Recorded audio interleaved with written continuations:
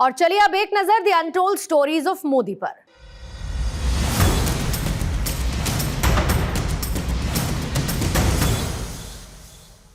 जब मैं मोदी जी से मिला और उनके विचार सुने तो मुझे लगा कि जिस व्यक्ति के राष्ट्र और समाज के प्रति इतने ऊंचे विचार हैं वो इस देश को बहुत आगे लेकर जाएंगे और देश का नाम रोशन करेंगे। ये कहना है हरियाणा के सुभाष मेघवाल का।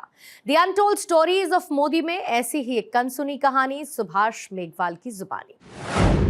संघ का द्वितीय वर्ष लगा हुआ था हिसार के अंदर अपूर्वा स्थान पर, जून 1992। तो उस समय नरेंद्र जी भी आए थे और जहाँ तक मेरा अनुमान है उस समय इनका बौद्धिक भी था। तो बौद्धिक समाप्त होने के बाद जून का महीना था, गर्मी बहुत थी।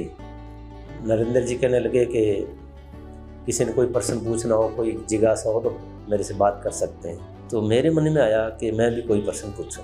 मैंने माननीय नरेंद्र जी से पूछा कि इतनी सारी गर्मी है और आपने 2 बनियान क्यों पहन रखे? तो उन्होंने कहा मैंने तो 2 बनियान नहीं पहन रखे। तो मैंने कहा जी आपने 2 पहन रखे। तो उन्होंने कहा आपको कैसे पता लगा? तो मैंने कहा जी ये जो पट्टी है यहाँ से, इससे पता लग रहा है कि आपने डबल बनियान पहन रखा है। और वो पट्टी से आभास भी हो रहा था कि डबल बनियान है। तो उन्होंने बताया कि मैं साइकिल चलाता हूँ और धोती बांधता हूँ। तो प्रयास करता हूँ कई बार कि जो धोती के नीचे जो एक लड़सा उड़ता है वो मैं कोशिश करता हूँ कि वो ठीक रहे, लेकिन अनायास ही कई बार वो चैन में आ जाता है। तो धोती बांधने तो योग्य रहती नहीं। तो फिर मैं क्या करता हूँ कि उस धोती को डबल करके उसकी बनियान सिलवा लेता हूँ। तो मेरे को बड़ा उससे मैं प्रभावित हुआ। फिर कहने लगे अभी तो इसमें थोड़े छेद भी दिख रहे हैं, तो अभी तो चलेगी ये।